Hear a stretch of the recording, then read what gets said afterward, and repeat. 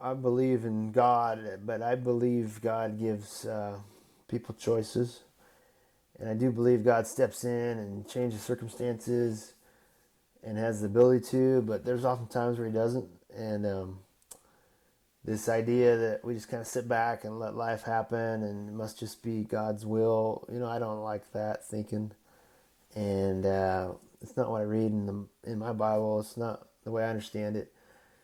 You are listening to the Go Earn Your Salt podcast, brought to you by Salty Electrolytes. On this podcast, your host, Riley Rogers, explores the stories of people who get after it, get things done, and earn their salt. You will hear from high achievers who discuss what makes them tick, how they got to where they are today, and where they're headed tomorrow. Perhaps this podcast will help you go earn your salt.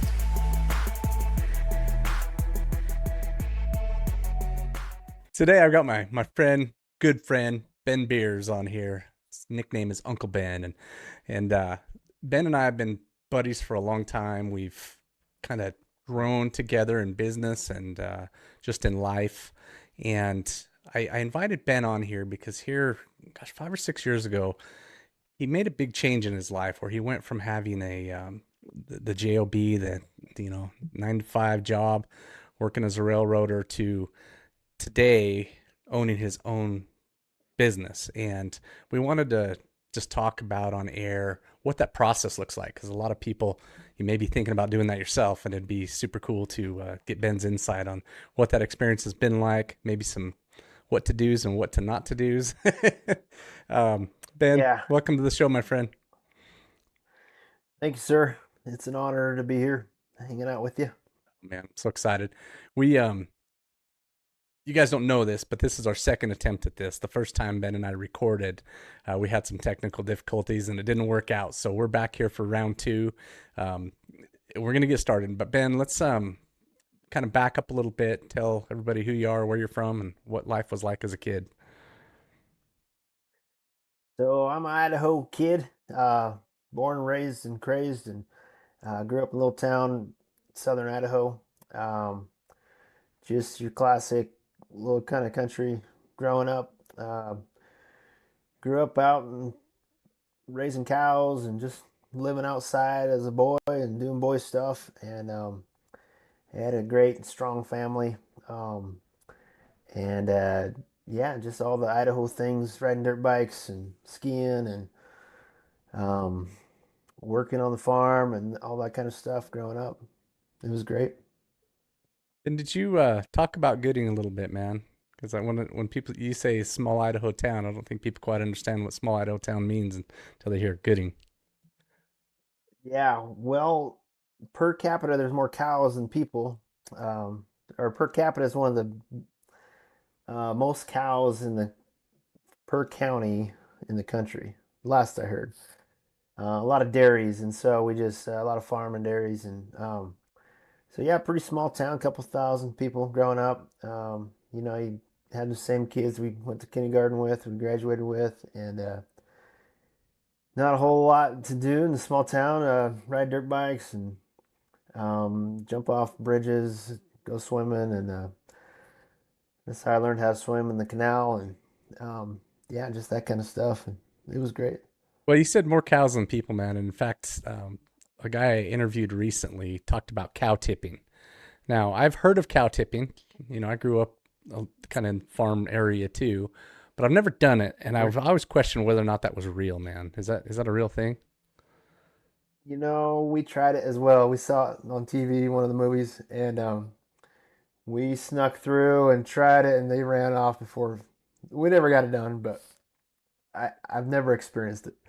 I tried it. Dang. Now we're gonna have to look on the YouTubes for some cow tipping videos, I think. So Yeah, we should go out and try it again. that's awesome. Now you mentioned riding dirt bikes, man. You're still doing that today, huh? I am. I don't ride as much as I want to. Obviously, all it's most grown-ups will say, but I love it. It's been a big part of my life. Yeah, I go out in my garage every night and I see that dirt bike, and I keep telling myself I need to go more. But yeah, I love it. Great sport. Pretty awesome, man. I kind of miss doing that myself, but I've got the pedal kind now. They pedal up hills, and It's a lot of fun, Yeah, but those are it's a lot fun. more work. That's true. That's pretty cool, man. Well, so talk about this. So you, career wise, so you started working for the railroad at some point in your life, and talk about that and what that experience was like.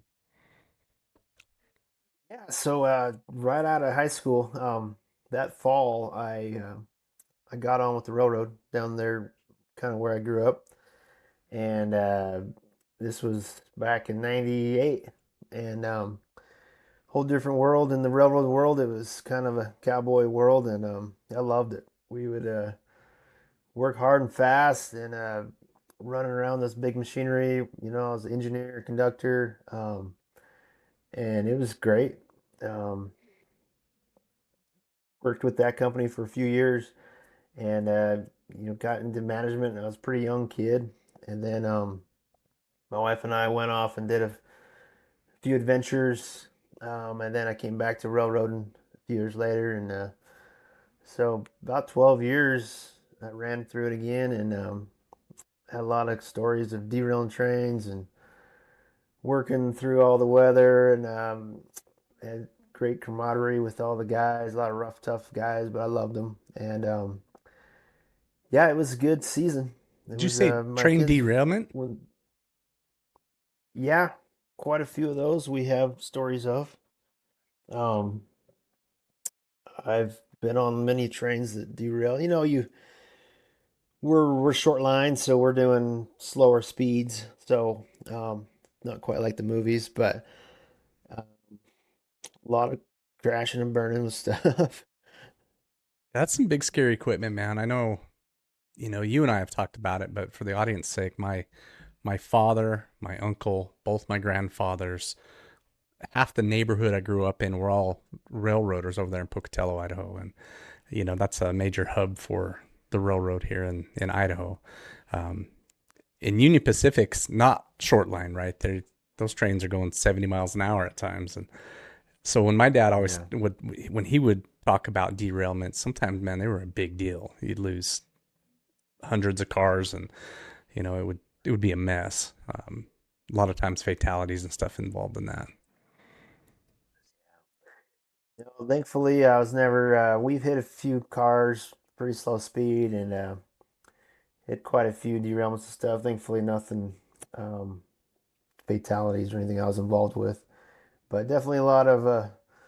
We tipped a few cars over. We've motor once that we went off the track, tipped over. So it was a lot of good stories with all that.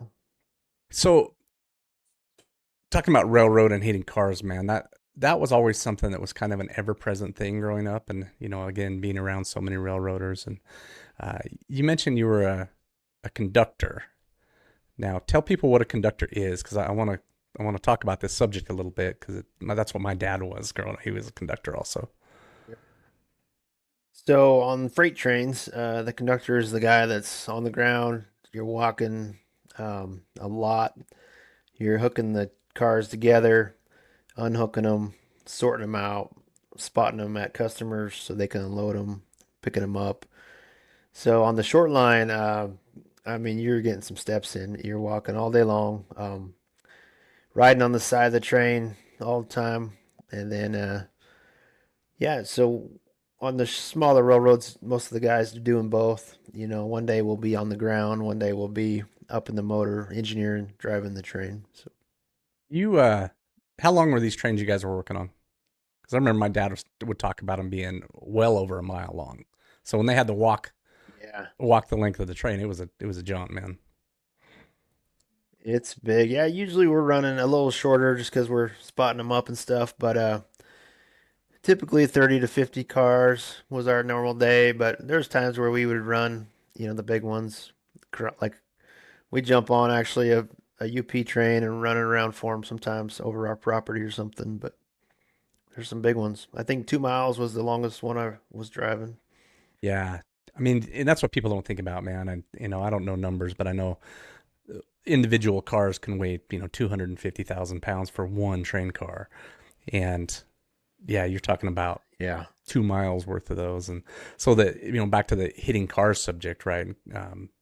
people would pull out in front of trains, man. And it, like I said, it was an ever present thing. My dad was always talking about it. He's like, man, another lady did it today. She just pulled right through the intersection. Yeah. She thinks we can stop like a car stops. And, you know, generally, and you tell me, you'd know better than I would, but he would tell me it seemed like a train takes as long as it is to stop.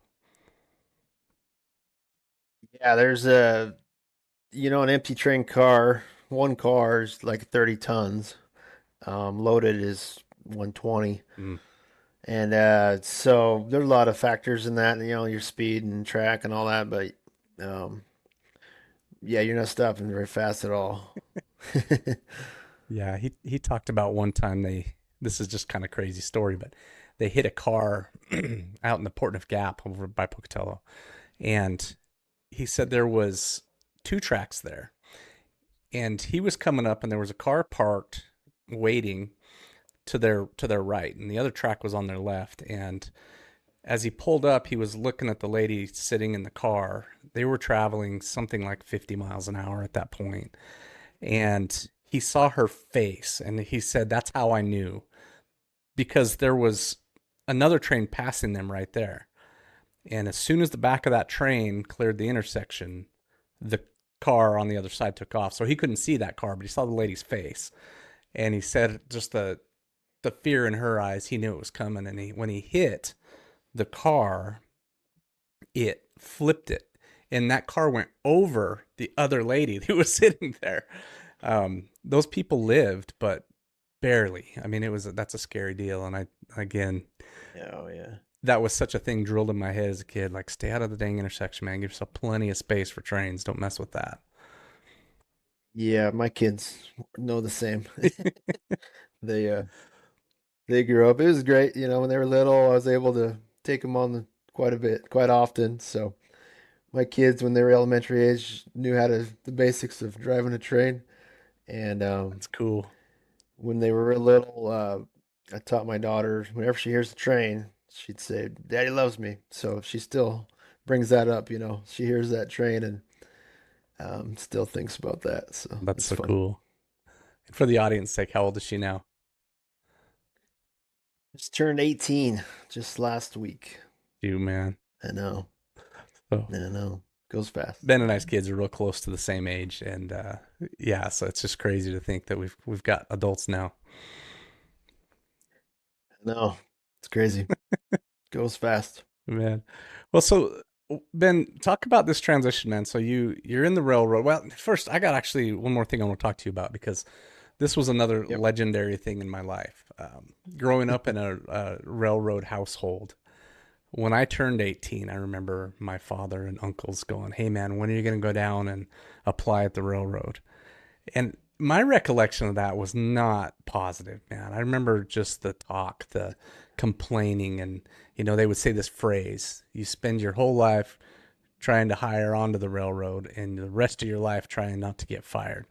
And that just did not appeal to me at all, man. And I remember just hearing so much complaining and whining, and just like when it came my turn, I was not in, and I think that disappointed them a bit. But at the same time, Yeah. I want to know what your experience with that was, man. What that culture was like. Yeah, it's definitely so like I said, the ones I work on, we call them the short line, and then the UP, BNSF, those big boys are all the mainliners, we call them. Definitely different cultures, the big UP guys, it's hard union world. I mean, to the death. And then not quite as strong in the short lines, but it's definitely there. And that same, that wore me out. That same kind of just, I'm a capitalist now, so I feel like that's a just that hard union stance to where you are against the boss, and it's kind of everybody's always mad at each other. And it wasn't so bad in our. We had a pretty good crew, but I would travel around the other railroads to help them get started, and some of them it was just miserable. And about then it got me thinking. I started. doing my own stuff on the side, and it's really hanging out with you, hanging out with a bunch of other guys that were doing their own thing. There was this sense of freedom that it really made me want to go after. So That freedom is something I want to talk about for sure. Um, yeah. was there an event or anything in particular that started getting you thinking more about that entrepreneurial journey? Mm, Not necessarily. I guess what it mainly was, my wife and I are pretty set on her staying home. So we were one income, staying home with our kids and just being a mom. And I'm thankful for that. It was definitely worth it, but it was hard. And, the story. But so I'm always doing side work. I'm always doing side gigs. I did a lot of flooring, roofing, and just stuff I learned growing up with my dad. And um, anything really just to put a little more food on the table. And so I started, just kind of always did that. And it was kind of normal. I just worked weekends or work when I had to. Um, and then one day I was talking to my dad. My dad's he started a little later in life like me, but he's very entrepreneurial. And he owns a lumber yard down there in Gooding and a bunch of other little businesses he's played with, storage units and everything. And so he's always trying stuff. And I always looked up to him for that. And I have lunch with him one day, and he tells me, I bought this gutter machine. And I didn't really know what he's talking about. And he told me, yeah, it's in the trailer, and he finds contractors, and he gets jobs all the time through the lumber yard. And so he just said, it's a pretty good little gig. And he got me thinking, and he's telling me about it, and I was thinking, well, that's something I could do by myself on the weekends, make a little extra money. And so that went on for a month or two. We were talking about it, and then I started peeking around on Craigslist, and I saw a used gutter machine for sale. And we had just sold a house, and I told my wife it was like 2 grand. I said, "Man, what if we bought that, put it in a trailer, and just started doing it on the side? I'd pay for it in a few months." And it's kind of how it all started.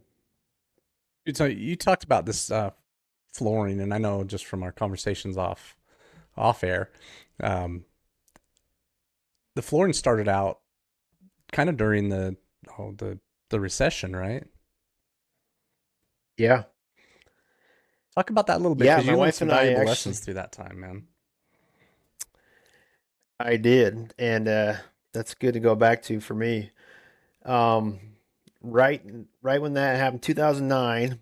Um, so my wife and I, we became Christians when we were 19 years old together, and we've always done church stuff and ministry. And so we had a pastor friend of ours that had moved down to California, and in 2009, he asked us to come help him plant this church, and we would work with the kids and be the children's pastors. And we were young, and Gracie had just been born. We had two little kids, and we're like, sure, this sounds fun. And I was pretty ignorant in the world of work because I'd never gone a day without working if I wanted to. There's always work. Well, we got down there to Cali, and this was 2009, and something like 25% unemployment up in Northern Cal. And man, I got humbled really quick. I couldn't get a job at Home Depot. I couldn't get a job anywhere. And but looking back, it was really helpful to me.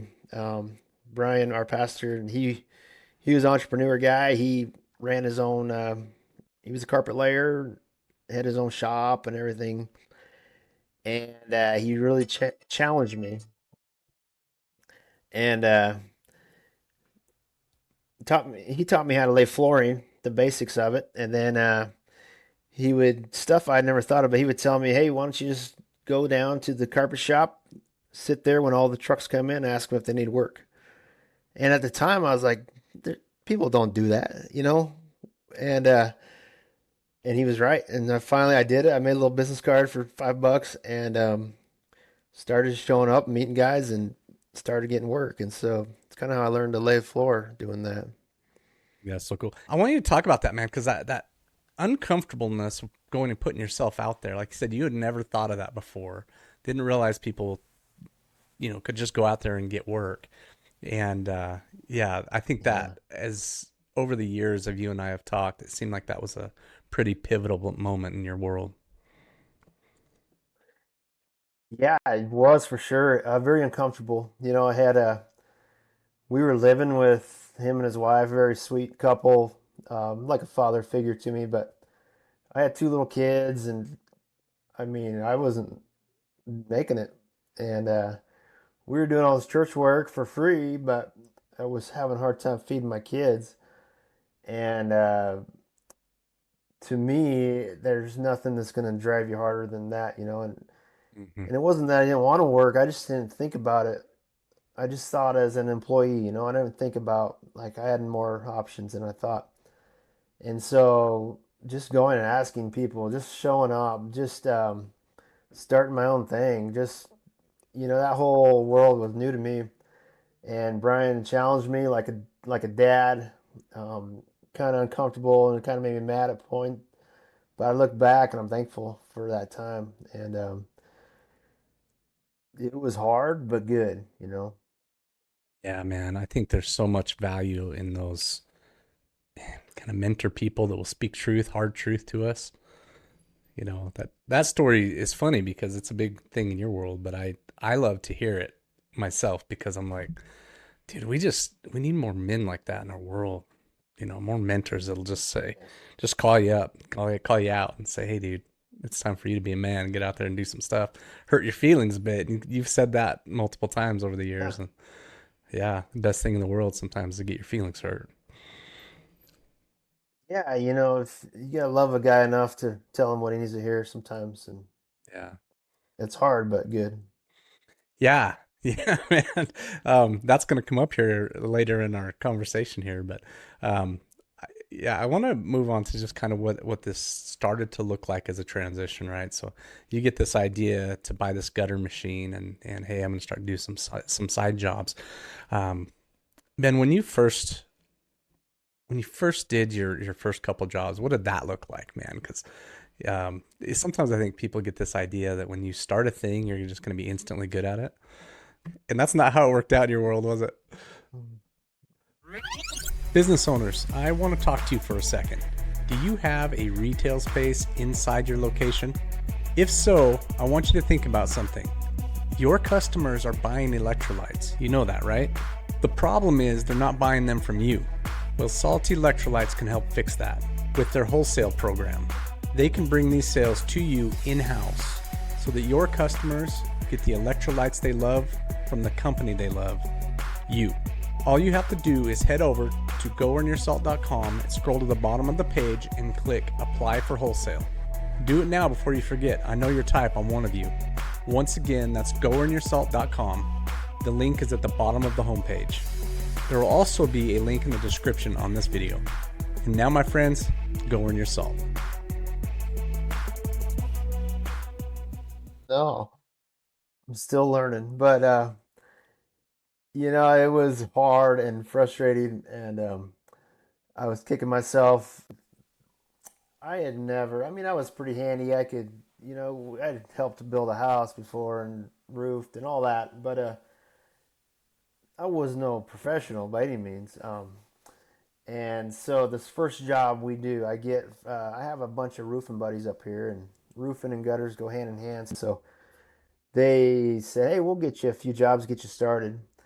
And so I got this job for this old farmer, and my buddy had just roofed his house, and he set me up to do the gutters. And so I went and bought all this material, and I'm asking the guys at the supply house all this kindergarten questions and thousand, and they were very helpful. I'm very thankful. What do you mean, And kindergarten then I take my questions? son. Oh, just stuff that anybody should know. I have a gutter business, and I don't know this. They're kind of looking at me like you're in over your head, buddy. But just very basic stuff that I had to learn, somehow. And so my oldest son, he was probably 12 at the time, and I said, "Buddy, we're gonna make some money. You coming with me on Saturdays, and we're working." And he was excited. And so we get out there, and we have this old used machine, old blue, we called it, and it comes in these coils. Used to do siding, and it rolls through the machine. And so we got everything we thought we needed, set it up, plug it in, hit the button, and we're all excited. This gutter's going to come out. And I hear all these noises, and pretty soon smoke, and I jammed that thing to the worst I've ever jammed it. No. And I didn't know. And so it took us 2 hours digging that out. And just every part of that job, we had the wrong size, drill bits, everything. My wife was running back and forth for me. And thankfully, this old farmer, he's a nice guy, and he was out working, so he didn't really pay attention. But um, did it all. It actually took me like 2 weeks because I did it on Saturday. I'd come back at nights. And this little job that like our crew today would do probably 3 or 4 hours. Took me 2 weeks going back out after work until it was dark, and just learning as I go. And it was tough, but it still gave me this, like, once you got done, sense of accomplishment. And like, man, what if this, like, we could speed this up? What if we could make this grow? And so it was, the first year or two was kind of like that, just at nights, weekends, working with Caleb, my son, and learning the hard way. I would go to these new subdivisions that have houses that are built but nobody lives in them, and I'd get my ladder out and crawl up there, act like I was working there, and just watch and see what they did, how they built these gutters, and take pictures. And it was about a year later I realized on that first job I had done something wrong. I sealed a corner wrong, and I thought, man, I gotta go back. That old farmer, he's not paying attention, but that's probably leaking. So I called him up and I said, "Hey, I want to come inspect that work." And he's like, "Oh, sure." And sure enough, it wasn't done right, so I fixed it a year later for him. But just learning the hard way, you know. No, Okay. that story's cool, dude. I've never heard it before. You climbing up on these houses and acting like you work there. That's the boldness I think that sometimes it takes as an entrepreneur to get out there and you called it kindergarten questions before, which I think is just a great term. But you had the humility to actually ask them in front of guys who you knew probably would question, like, why is this guy asking these questions? But you got to learn somewhere. That's what you said. I love it. Yeah. Love it. Yeah. Did you ever have anybody question you being on a job site? Um, Not that I remember, probably, but nothing stands out. Have you seen these two guys there's a couple of guys on YouTube that decided that if you have a ladder and a fluorescent vest, you can get into any facility free of charge. Have you seen that? No, but I believe it. Yeah. I think, yeah, if you just act like you know what you're doing, nobody even thinks about Oh, it's so funny, man. I love it. That's a life lesson, dude. Act like you know what you're doing, and people don't know the difference. You've heard the term it. "fake it till you make it." Sometimes that's what it looks like, and that's sort of kind of what you did, right? Sure. Yeah, and I was always challenged in my brain of doing the right thing. So there was times where I'd have to go back, and it was a struggle. Like, no one's gonna know, but let's just do it right. And so yeah, I dealt with all that. Still do sometimes. Sure, for sure, man. That Yeah. humility is tough, but that's what it takes. I mean, I love that term. You've got to learn somehow. You really have to. And I, you know, Yeah. you were there as we started up Salty Electrolytes, right? And then back in the beginning of that. And in fact, you tasted some of the early formulas that were ridiculously terrible. And it's kind of the same thing. We learned as we went, and we Yeah. tried some stuff, and it didn't work, and then we did the research to figure out why it didn't work, and then it was, you know, little at a time until we had it down. But it was, several years of figuring it out. But a college Yeah, education is also several years of figuring it out, right? yeah, and I think for me, figuring it out with my hands on has worked way better. Yeah. What do you have any advice for somebody who's kind of in that early stages, is maybe thinking about going out on their own, on where and how to get the education they need?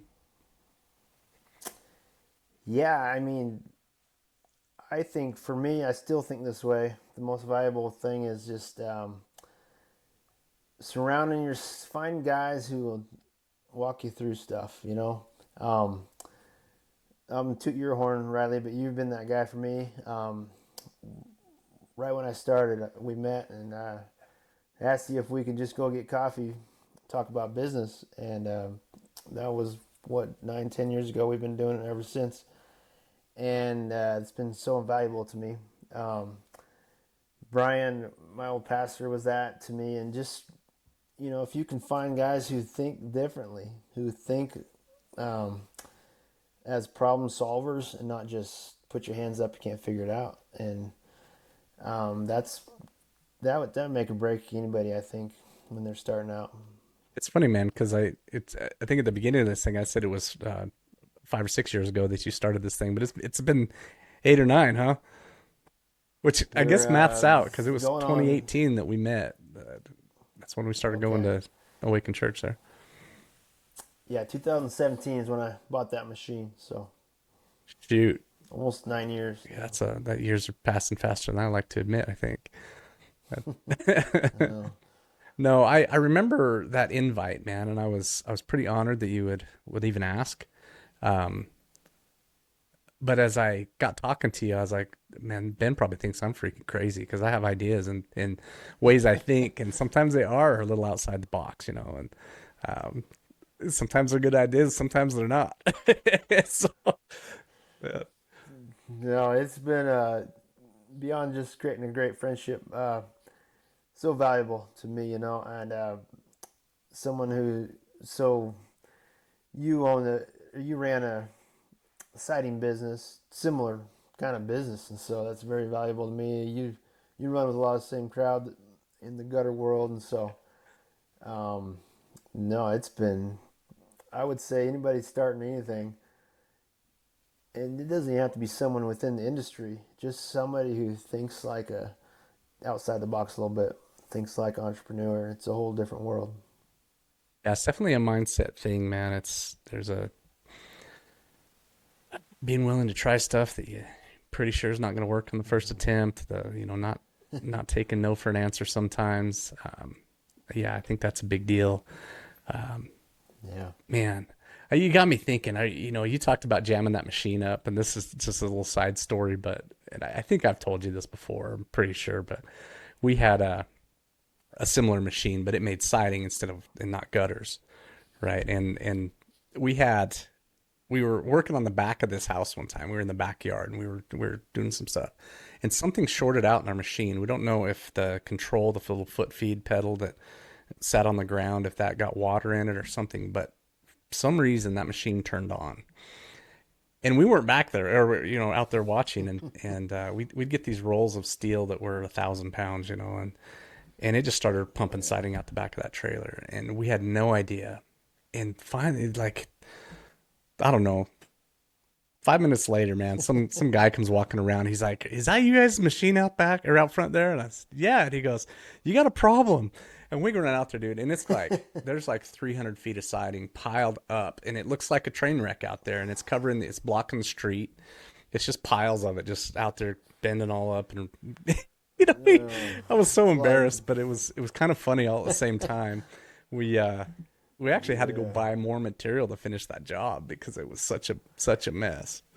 But Yeah, it's a lot of money pushing through yeah, there. man. Yeah, at the time, this was back. I did that from, gosh, I started that in '96 and went through Hmm. 2010, almost 2009, and Hmm. yeah, it was probably somewhere around 2002, but I think we were paying around $1 a pound for steel, which was about a pound a foot. So I'm thinking, Yeah. 350 feet of that stuff sitting out there on the ground was a fairly expensive thing for the little startup company we Oh were. yeah. It was wild. Yeah, we've had a few things like that ourselves. But Yeah. Yeah. The adventures of the roll forming machines is great. But, yeah. man.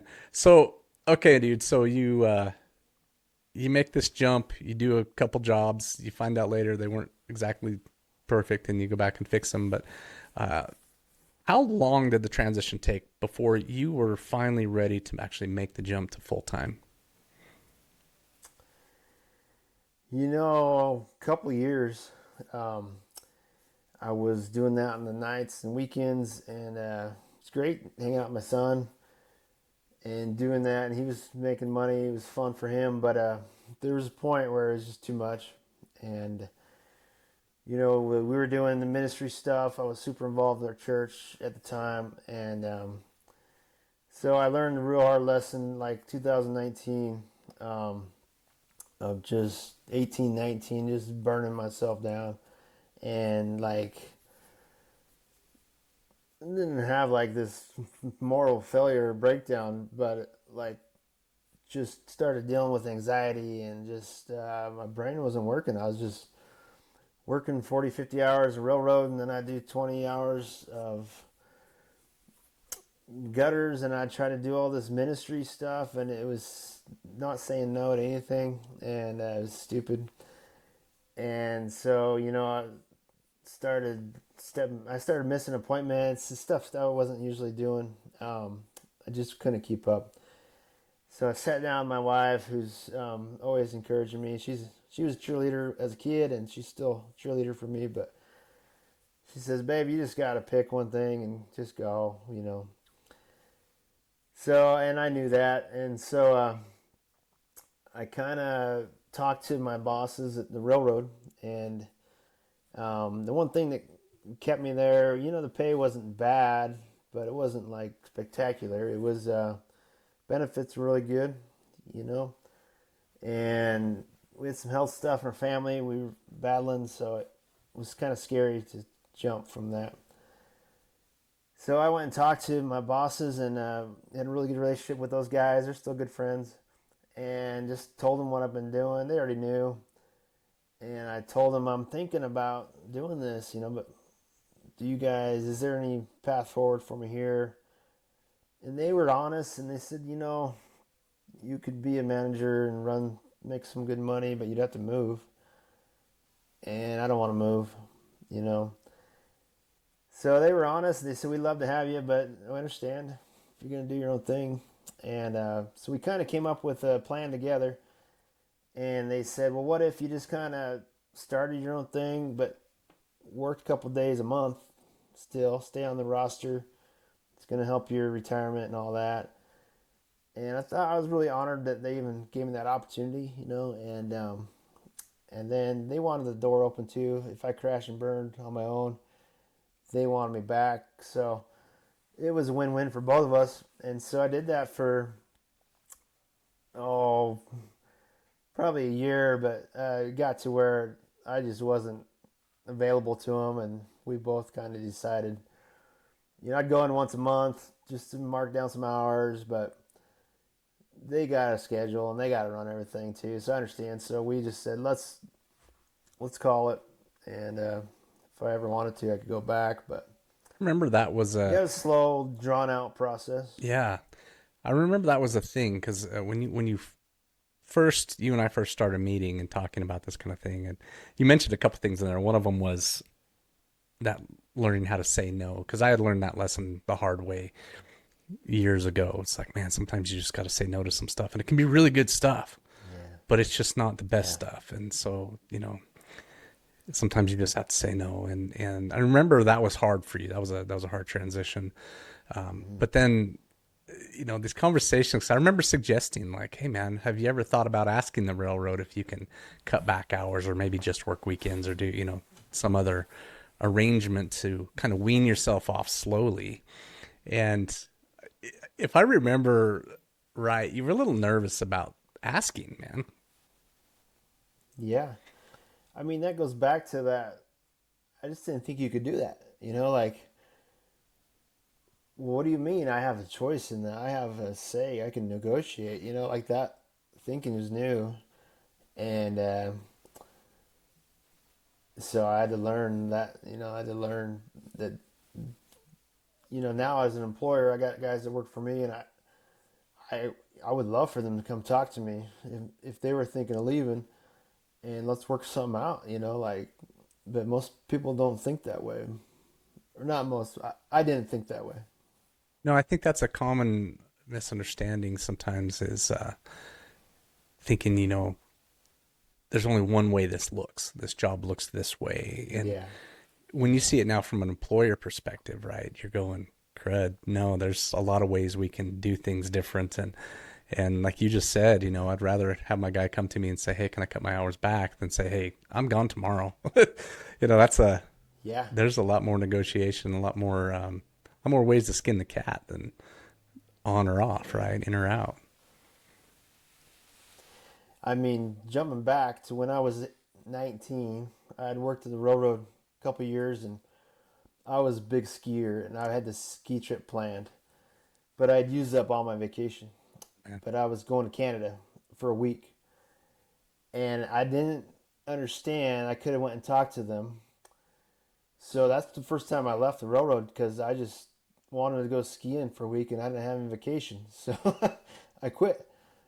And looking back, I was like, they would have just let me come back and go, like they might have razzed me a little bit, but I just didn't think that way. Dude, I had a real similar experience to that. I had a job when I was 19 and I was putting like trailer houses on foundations. I don't know if I ever told you that, but we would, lift them up and roll them out on the foundations on these beams and roller skates, basically. And, you got a house that weighs 30,000 pounds above your head, wobbling around on these piers, it was crazy, but super Yeah. dangerous job, but it was kind of fun and adventurous. But I wanted to go on a vacation, and you know, they told me no, you got to work this weekend, and I just went, no, I don't. I was gone. I'm going anyways. Yeah. Like, yeah, That happens all the time, I'm sure. yeah. Yeah. We were making a whopping $5 an hour at that job, man. That was back in the day. Yeah. Yeah. I even got a raise at one point to 525. I think that was the. Man, So I remember. I love it. I love it, man. It's just because we're old. I'm old. You're not old. Yeah, I'm getting there. And so, tell me this, man. When you went full time into this thing, what did that feel like? Because you're talking about like always having 40 hours a week, pretty solid, job that's always there. Doesn't really have ups and downs as far as a recession and that stuff goes. And all of a sudden, dude, you're like, I gotta provide for myself. What that feel like? Yeah. It was scary, you know. Um, you walked me through a lot of that. But it had I sensed this freedom, like I've always since I started my own worked a lot, and you know average probably 60 hours a week, but there's this freedom to it still that I appreciate, that I have some say over when I work, and I'm still making all my kids games and doing the important stuff, but there might be a day where I'm waking up super early and working or working late, and I'm fine with that. But just being in control of that a little more, and there is this light bulb in my head that clicked. That's when I was working for the railroad, there was just so much I could make. They only let you get so much overtime, and you didn't have a choice. You worked that much every time, and so once I realized, well, this is kind of up to me. I can get more efficient. I can get higher prices. I can do all that. I can really affect this and a lot more control of this, a lot more responsibility. But I kind of like that, And so it's scary but good. And then I remember you telling me when I was getting ready to make that jump, you kept telling me like, every time you're gonna hire a guy, or you're gonna grow, or it's gonna have that same feeling. And you were right, because It does. when I hired my first guy, I was like so nervous, and it was the same feeling. And then we bought another truck, it's the same feeling, and it's still every time it's scary. But Funny, man. Every step forward comes with, you know, it's fearful, man. Like you've got this big jump, and you're entering a zone where you haven't been before, right? And so those steps yeah, can be very scary. I remember every one of them, man. I still do yeah, today. It's like, yeah, um, yeah. When you talk about hiring your first employee, man, because I want to. That's a bit of a jump forward, but a few years. But yeah, sure, making the jump to full time, like you did this very wise. You took your steps, right? And you were patient. And I think that hmm, sometimes people aren't patient and they jump too soon. And man, if your ship's not pulled up to the dock and you jump off there, you're gonna get wet. yeah, And but you yeah, waited. You kind of did that part right. And but then it comes to hiring somebody for the first time. Talk about what the experience was like as far as finding someone who you thought was a good fit, um, and what that looks like on a day-to-day basis when you get to do that good old thing we call delegation. yeah.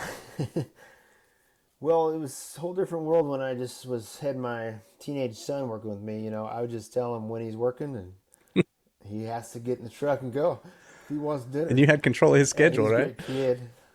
Yeah, I had control, and I wasn't a dictator. And he's a great kid, and um, but it was way different. Um, and I kind of stepped into. I had a buddy or two that I knew just from friends or church, looking for side work, and so I'd work those guys, and that was easy because if they were there, they were there. If not, I'd figure it out.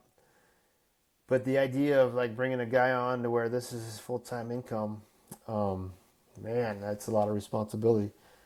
And actually, one of my best friends, he just moved back from Texas. He was really successful in the big corporate world, and wanted to just slow down and move back home, small town, and just be there for his family. And he started working for me on the side. And then we started talking. I'm like, man, what if we just make this work full time?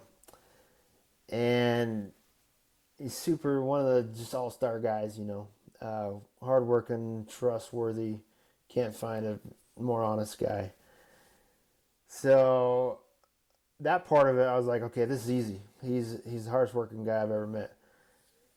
The part of it, like, okay, I care about this guy. He's like family, and I don't want this to get in the way of our friendship. I don't want to screw this up where your family suffers, And so I took that on, and I probably more than I should have, and I think it's still a struggle because I always hire these guys I know, but he's still with us.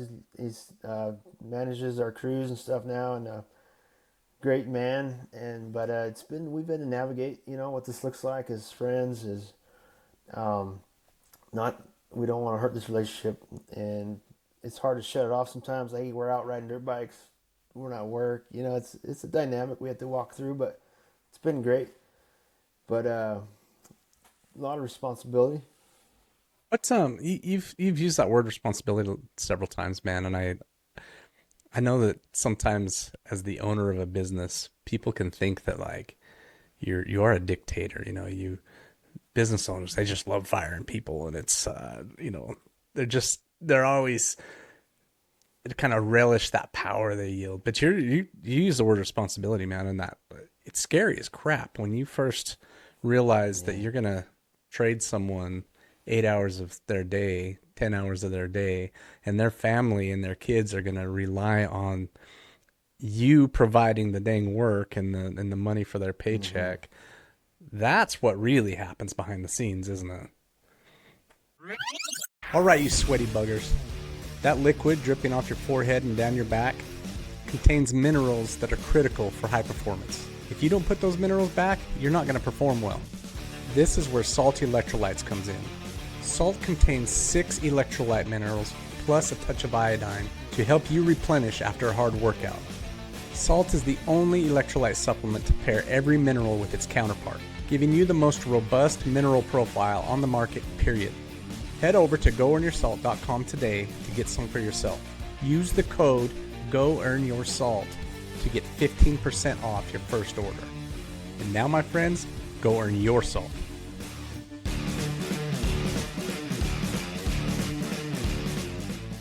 Yeah, and I'm actually opposite. I struggle with delegating. I struggle with telling guys what to do, and I want to be their friends. And so when I hire one of my best friends, I mean, I've talked to you about it nonstop. It was hard, and it's because I care about him. I don't want to screw that up. And you know, I feel like we're blessed because just the guys Scott is. You know, I have plenty of guys I know that I don't think it would have worked very well. But he was in it and he's understanding and he's figuring it out with me, and so it's been really good.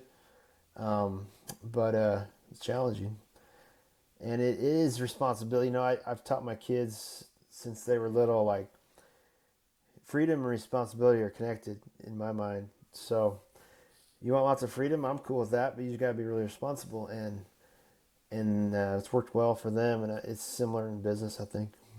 Oh, man, that's beautifully said.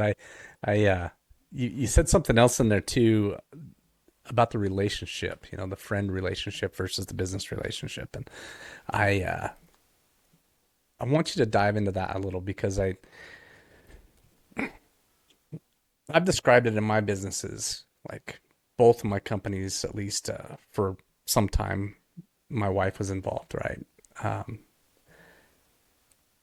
and we would talk about it almost as if we're wearing hats. And when we're at work, man, I'm not husband, I'm not honey, I'm not baby, I'm not sweetheart, I'm Riley. And just like the other people would call me, right? And we had to have that conversation that we're there's some if you call me sweetheart at work or whatever schmoopy or whatever name you decide to call me, that carries a different weight than the other coworkers would be able to carry, and your position in the company doesn't warrant that. And so we have to keep those things separate. And it's always a funny conversation because it's like, all right, when we're going to work, um, if I have a correction if I correct you as your boss, I'm correcting you as your boss, not as your husband. And that's Yeah, some touch and go, man. What's it's that been tough like for you? dynamic. Yeah. Um, I still probably don't have it right. I'm still always learning, but we've gotten way better at it. When it was just me and Scott, it was awesome. We got to hang out every day, work together, and when we started bringing other guys on, is when it kind of became a realization to me, like, okay, we got to treat this like it's a business, and these are positions, and because like you said, now there's people watching. Now there's like people that want to be treated like everyone else and fair, and they should be. And so it's been a learning experience, and I by no means have it all figured out yet, but Did you we're getting there. what's been the kind of the biggest delegation challenge you've had, man? Let's tell us some stories. Um, Man, just letting guys figure stuff out and do it is hard. What do you mean by But that? you know, like most of us guys, we just think we can. It's easier to do it ourselves. I'll do it quicker and I'm faster, and I got too much to do to sit here and let you figure it out. And you've taught me a lot in this, and made me realize like so honor we came up with these core values for our company, and honor, creating a culture of honor is like our number one thing. And I realized I'm not honoring my guys when I'm babysitting. I'm not letting them do it. I'm not letting them figure it out. And I had to learn stuff the hard way. Everyone should have to. And we can put some boundaries in place so it doesn't like crash and burn everything. But to let someone figure it out and then they get some dignity, like, oh yeah, they're just built like I am. I like figuring it out. I like learning and I want to do it right. And so looking at it that way has been kind of a game changer for me. Is like, if I want to honor someone, I need to let them do it. I need to let them feel the weight of it if it's done wrong, and then not rescue and fix it all, and kind of sit back and let it play out. And then, if it's the right guy that wants to do it right, he's gonna fix it. You said let them feel the weight of it, man. I love that term because that is dignity, right? They made a decision. It may or may not have been a good one. In this context, it probably wasn't. And letting them feel that, it's like, oh man, I gotta fix my mistake now. And then letting them fix their mistake, man. That's part of good delegation, I think. And it's beautifully said. Yeah, and I think most people want to. They you let them, and I know I want to. If I make a mistake, I want to be the one to fix it. But Yeah, that's a huge mistake, man. Of when people, and you'll hear it a lot of times, especially with managers who are also employees. You'll hear they'll talk down to other people. These people are so stupid; they don't understand it, and that's not often the case. It's not that they're stupid, but it's probably because you're stepping in there and doing stuff for them, and then they're sitting there like, well, I could have done it. That's what you hired me for, and then they're discouraged because like, well, he's just gonna step in and do it anyways. I might as well just stand here, and then they don't feel the dignity. They don't feel that you've put any trust in them because you've shown that you don't trust them by doing it for them. I think that's this weird like non-intuitive relational thing that happens in a business relationship. yeah, and I definitely I've had to go apologize to Scott and the guys because I had done it wrong, and it's still a challenge. And as we're growing, handing more stuff off, we go through that same process with whatever department we're handing off, or it's like we're starting over again. Okay, I'm gonna let you do it. Here's how we should do it. Um, but it's been good because we all learn from it, the guys and all of us. As long as we talk it out, we're good. And what's that experience? So you said you've apologized to people who in a business relationship are your subordinates, man. Um, what was that experience like? Um, I can just read people, so I know like um, if somebody wants to do it right, and then I step in and change it, or if I tell them, hey, you're ordering material, and then I'm just trying to be efficient and I do it myself. I need to. I recognize that, and I've gone like, for instance, material is something I'm handing off to Scott, and he's doing great. Um, I start super early in the morning, so sometimes I'm looking at something that needs to be done, and I'm thinking in just efficiency in my head. Hey, if I order this now, I'd be ready by the time we get there, and so I do it, and then I realize like I just asked them to do it, and now I'm doing it, and my heart's just to be fast and efficient, but sometimes it's just better to just slow down, and so I'll go and I appreciate your patience. I shouldn't have done that. This is your responsibility. Let's keep going that way. But Yeah, I think that humility to be able to apologize when you screwed up as a leader, right? It's to go in there and say, dude, I just messed this up and I'm sorry. I'm going to stay out of your way. Because well, staying out of their way, that's a whole nother thing too, right? yeah, You hire them, yeah, you train them, you put all this time into them. And then once they're kind of on their own, they're going to do things a little different than you. And stay out of yeah, that, man. and That's their department now. yeah, that's hard. Yeah. But it's cool because I see Scott. He's doing the same thing with as he's learning. He's delegating stuff to our crew lead, and he just wants to do it because he's super efficient, fast, and so he's doing the same process with me. And so if I just set the tone of humble, we're always learning. It just carries down to everybody. And Yeah. What's what have you experienced when it comes to just the hard parts of business, right? When you've had to cut someone loose and tell them they don't get to work here anymore because they've screwed up or they've done something that makes it untenable for them to continue to work with you. What's that like? Oh, it sucks. I I like people pleasing, I like people like me, like everyone, and so I want to be everybody's buddy.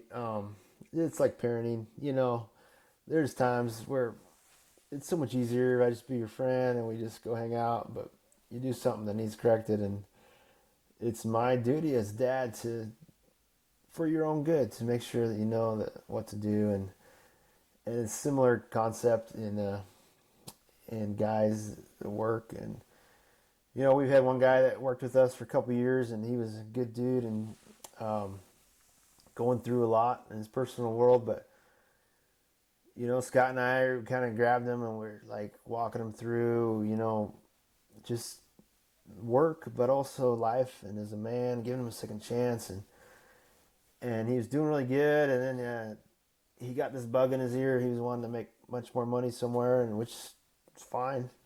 I do too. Sure. But we knew, man, that's not your best move. I knew that's going to throw him back into his old world, and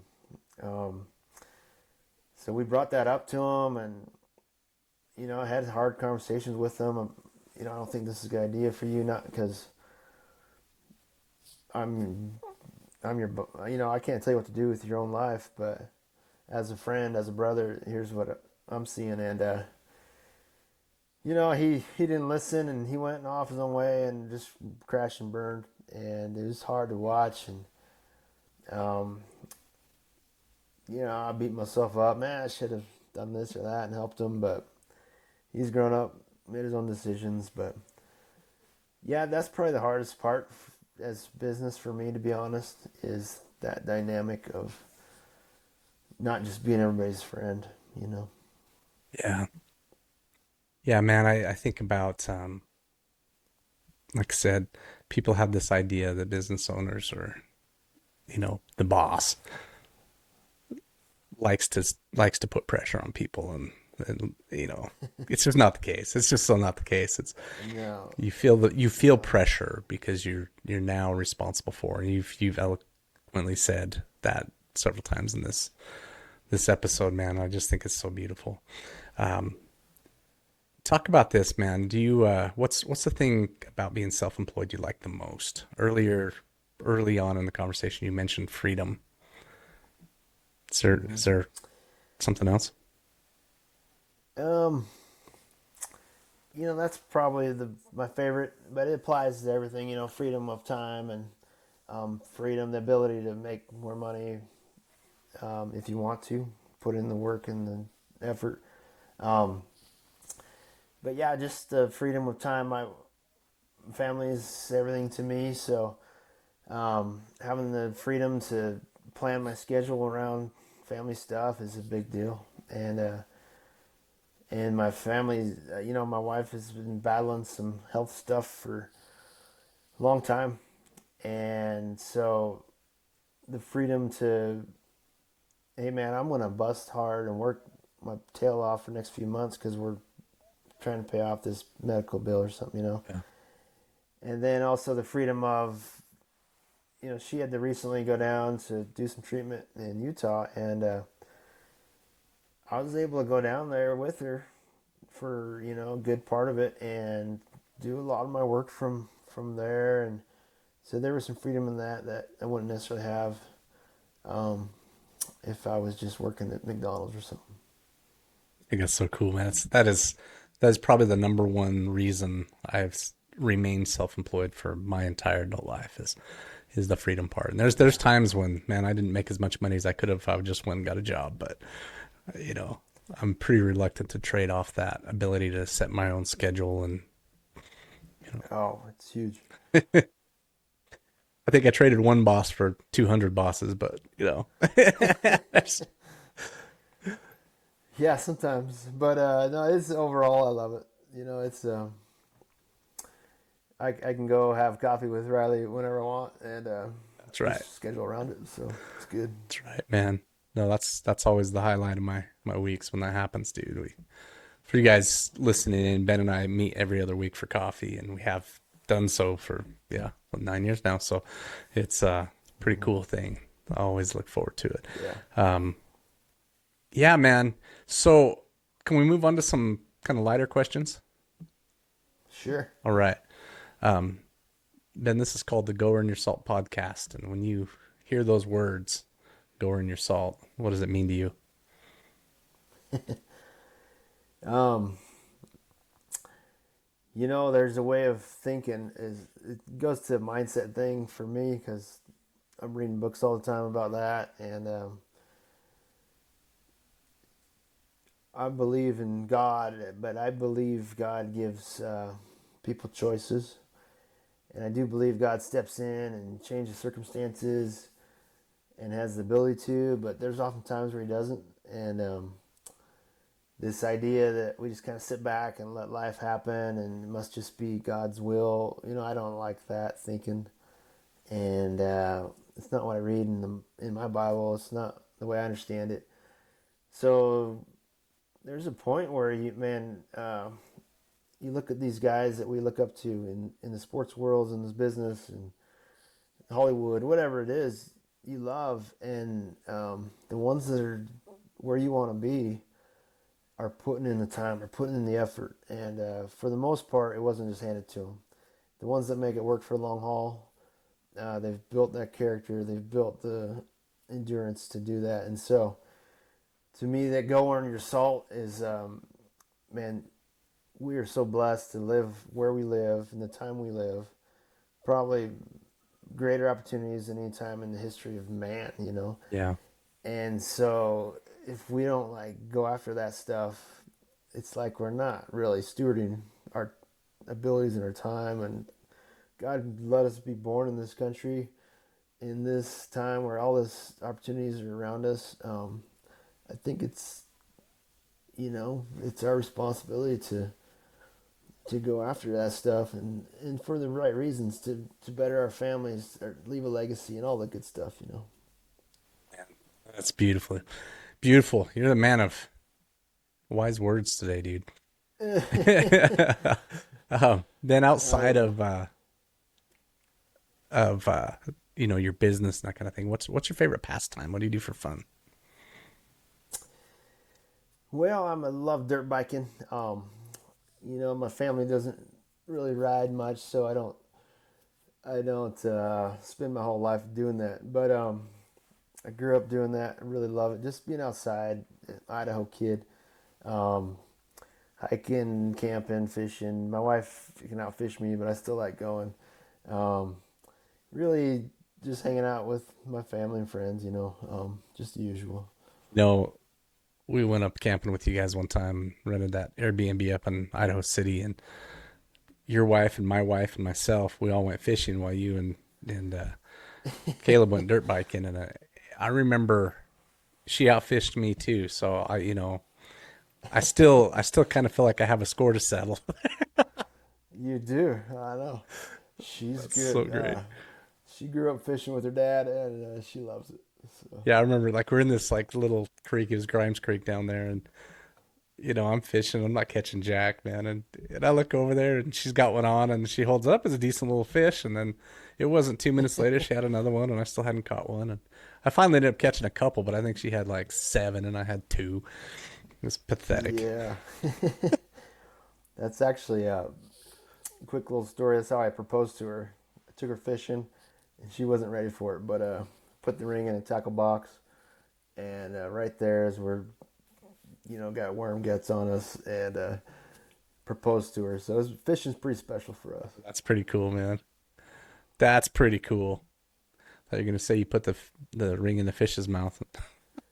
Yeah, I thought about it, but Yeah, you would have probably not been thinking couldn't I'll throw catch the one. fish back and then oops. I know. Oh my gosh. What Ben, what's your favorite band of all time? Hey, has all that talk about salty electrolytes made you wonder what all the fuss is about? Have you thought that maybe one day you'd like to try that stuff? Well, today's your lucky day because Salty Electrolytes is offering free samples to listeners of this podcast who have not yet tried this amazing electrolyte supplement. All you have to do is head on over to goearnyourSalt.com and use the code PODSAMPLE at checkout to receive your free sample kit. There will also be a link in the description of this podcast. And now, let's get back to the show. Jeez, band. So my oldest son, he's 21. Oh, I'll be 21 in a few weeks. But he's been getting back into, he's listening to all this stuff I listened to when I was 19, you know.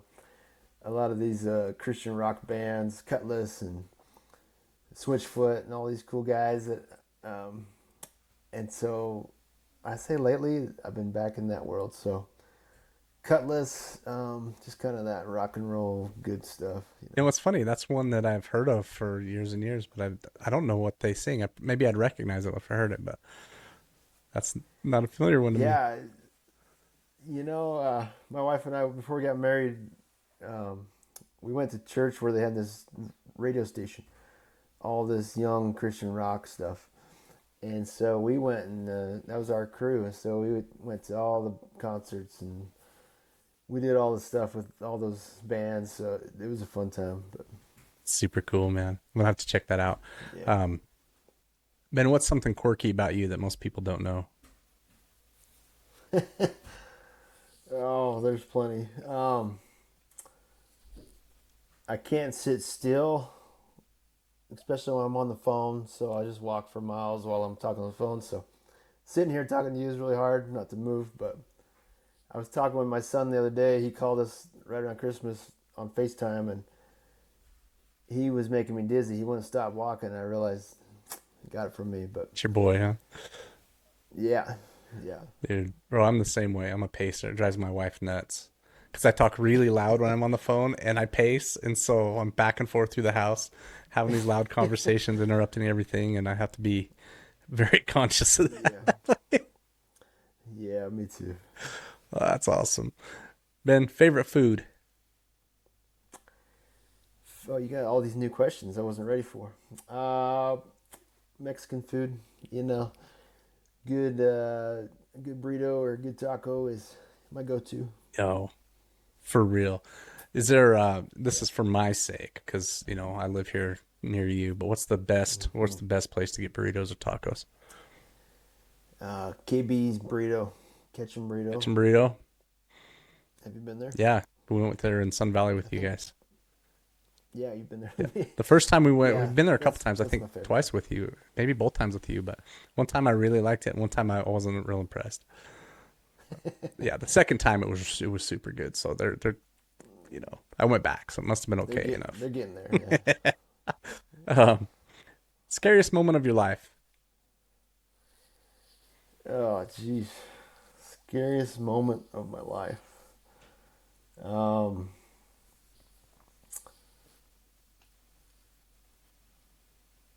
Besides when I still remember the first day of kindergarten. Was scary. I didn't want to go, but that wasn't that big a deal. But probably this whole jumping out of the perceived safety of my 9 to 5 and starting my own thing, I would say was pretty scary. I was a little worried that I was going to screw stuff up for my family, but it's been good. Yeah. That's yeah, I think I know several people who are kind of in that transition right now, just going from working a job their whole life into entrepreneurship, and man, it's every time it's scary. It's scary. Oh man, It's exciting, but it's scary. Yeah. Yeah, I've been changing my thought because I thought when I first met you, there's just guys that are born that way, and I agree. Some guys are a little more used to the risk and okay with it.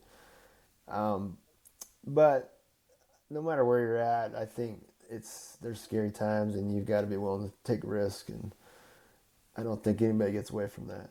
It's a really funny thing, man, because sometimes I think, and I know you and I have had this conversation, but I started as a contractor for the siding company I worked for when I was 19 years old, they paid me as a sub, right? And so I worked piecework. I didn't get paid an hourly wage. I got paid by how much product I put up, how much square footage I covered up in metal. And so even before that, I worked as an employee, but I would get paid not hourly. And if I was ever given the choice, even as a kid, like you can get paid per foot or piecework, they call it, or an hourly wage, I always would pick the hourly. So that part was built in, or at Uh-huh. least impressed on me from a young age. However, it never made it not scary, right? And I remember Hmm. the few times I've actually been employed by someone else. I did the math, man. I remember being a young man and I remember thinking a customer is someone who gives you money for your service, right? Or your product. But if that's the case, this employer is my only customer. And if this one customer decides to stop using my service, that's what's known as being fired or laid off. And Yeah. dude, just as a young man, that's how my mind worked, right? And I was like, that's scary. That's scary to me. I have one source for my income. And dude, so yeah, when I That's kind a of grew up and good way to look at it. started to get into the business world, and I realized, you know what? I can have 100 different little bosses. We call customers, they're the Yeah. people giving me money for my service. If any 10 of those fire me today, I'm not going to like it, but I survive it. And that felt less risky Yeah. to me. Now it took some doing to get there and took a lot of learning, and the learning curve is long and it's Hmm. it's hard, but that's kind of the way I thought about it, man. It was a one customer or hundreds of them, and that's That's no, you've taught me that. That's, I think, a very healthy way to look at it. yeah. Yeah, not intuitive again, but that was we take risk either way is what I'm saying, right? Yeah. Yeah. Um, Ben, what's some advice you'd give your younger self?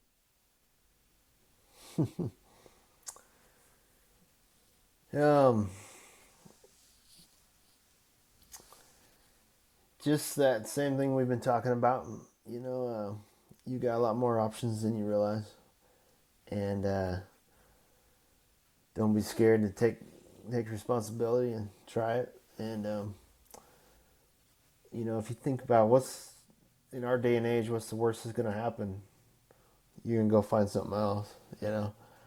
And so when I was a young buck, I would just I wish I would have tried a little more and not just settled into that 9 to 5 thinking, earlier.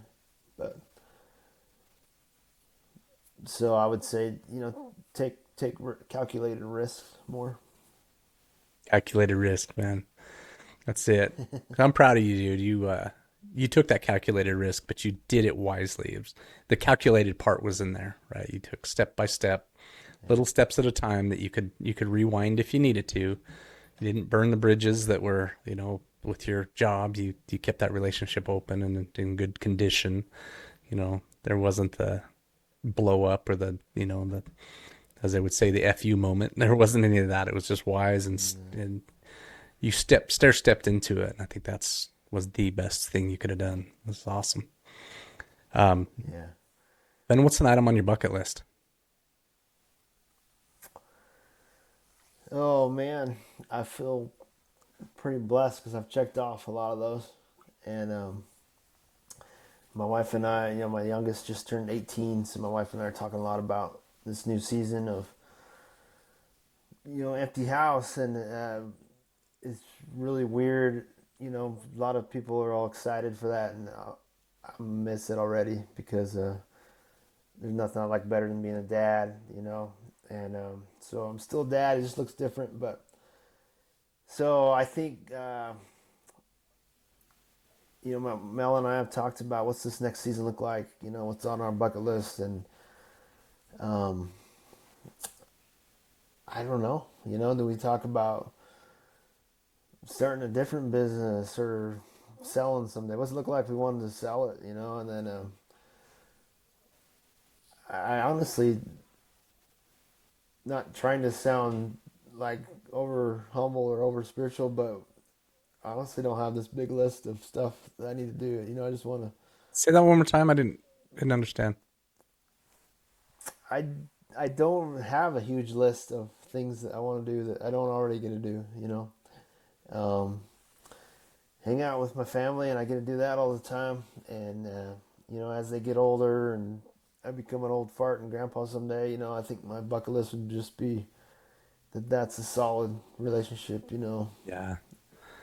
So Oh, that's beautiful, man. Ben, what's your favorite book of all time? favorite book. Um, it's gonna sound cliche, but the Bible is right here on my desk, and read it every day. It's changed my life. So I find myself just reading Proverbs, and there's so much like business knowledge in there, and just life knowledge as being a dad and a husband, and so I'm gonna have to go with the safe Dude, number one book, number one seller of all time.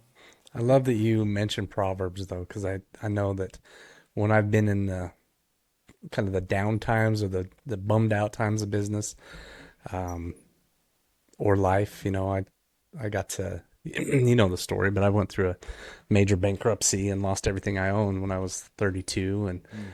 I got to feel that. And but Proverbs, man, that was where it was at. And I remember spent a lot of time reading that, man. It's both challenging and comforting all at the same time.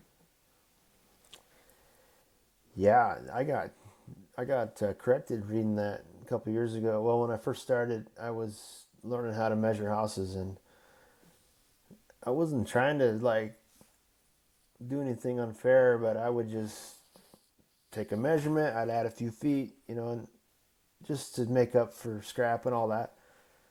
But I just wasn't communicating that very well with my clients, and it was funny because I read my Bible one day, and it's talking about just scales. Make sure your measurements are correct. Basically, it's the way I read it. And that same day, I had a client call me out on this. He measured his house after I left, and it didn't match up. And I was just making accounts for corners and all that, but I didn't explain that to him, and so he thought I was trying to rip him off, and it bothered me, because I wasn't trying to, but I got corrected reading Proverbs real quick. That's that's a cool lesson, dude. Yeah, Because there's yeah, again more than one way to skin the cat, but if you don't communicate that right, you can inadvertently look dishonest, right? yeah, yeah. Yeah, man. But yeah, listen, we could go on with that. Um, when you're talking about like communication, sometimes those words you don't say can be very important. It's like Mm-hmm. as a businessman, you got any thoughts on that or any experiences like this one or besides this one? Um, that's the other. We've got these values, four core values: honor and communications in there. And I realized real quick, whether it's a family or a church or an organization or a business, it seems like that's usually the most challenging thing. And if you get someone that can simply communicate very simply and organized, it's so valuable. And I see in the contractor world that's it gets it does not done well most of the time. And so if you can figure that out and communicate well, it doesn't take much to stand out above the rest. And just yesterday we got told that we send too much emails, and I was kind of happy about that because I understand there can be too much, but uh, that's the first time in 8 years I've been told that. But it's usually the opposite. Um, so yeah, we still have it's still a challenge. As we get bigger, we from department to department communicating things get mixed up pretty easy. So we're really intentional about making that work well. But it's a daily battle. We just had a job we did where between the sale, the bid, the sale, the job. On our end, it got mixed up, so we only did half the job. Oh, Um, and we actually, so we had to go back and do the other half for free, you know. And so little stuff like that is always a challenge, but that communication thing's huge. If have you ever heard that quote that says the problem with communication is the illusion that it's taken place? yes, I agree. I've heard a story of a gutter company that put gutters on the wrong house, and I can totally see how that happened. I saw a news report just the other day of a roofing company that tore the roof off a wrong house. They were I three believe quarters it. done before I know. the lady came home from work. She's like, "What are you doing?" And then, yeah, it was supposed to be the neighbor's house. You just got a free roof. Yeah, she did. Yep. I hope, anyways. I don't know. Hopefully, they were Yeah, good yeah, guys and you replaced should. the roof. But oh my gosh, um, Ben, what's next? Do you think? Where are you going from here? So we spent all last year really thinking about growing and what it looks like. So we've reached out now. We're in the Treasure Valley here. We've done really well on the west side. Now we're after the Boise and the bigger city part. So we spent a lot of time marketing over there and just setting up our platforms on that end. We got another truck ready, so we're in a good spot for the start of the year to really be able to grow fast. And so it's been a long, hard struggle to get our name out there beyond our usual territory, but we've been doing it, and it's starting to pay off. So It's awesome, man.